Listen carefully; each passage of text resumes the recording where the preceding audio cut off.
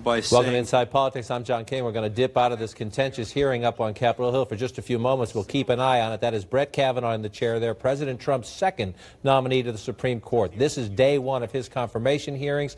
Contentious. They're already off schedule because of Democratic complaints, partly about the process, partly about the nominee.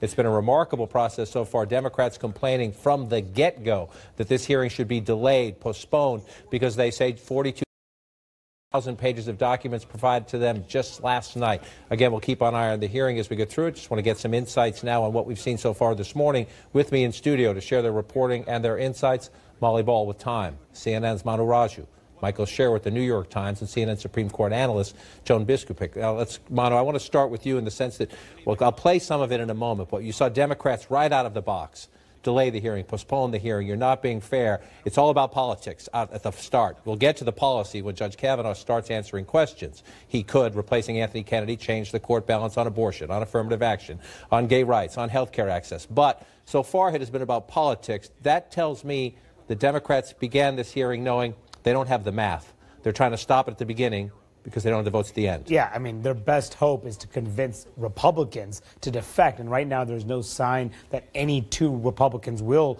ultimately defect. Their best hopes is for Lisa Murkowski of Alaska, Susan Collins of Maine to do that. And neither of them are on the committee. But the strategy this morning was born out of a lot of pressure from the left. A lot of groups on the left were frustrated that Democrats were not taking a firm enough line. They demanded a full-out boycott of today's hearing because of their frustration that they have not gotten enough documents from his time as both the Bush White House staff secretary and as well as the White House counsel's office. And they were provided 42,000 pages of documents last night that no one really had a chance to go through, and those were confidential, that they couldn't even release publicly. So all these process complaints really bubbling up, and Democrats, in a nod to their base, really pushing hard and doing something that's rather extraordinary, interrupting a committee chairman, demanding the end of the hearing. You hear protesters screaming. This usually does not happen in a Senate hearing. So it was a pretty remarkable, aggressive move.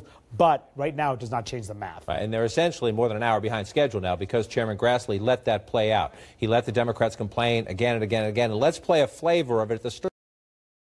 Every Democrat on the committee is unhappy. But among those most vocal, put the raw politics right out there on the table, a number of Democrats who serve on this committee who are thinking about running for president in 2020.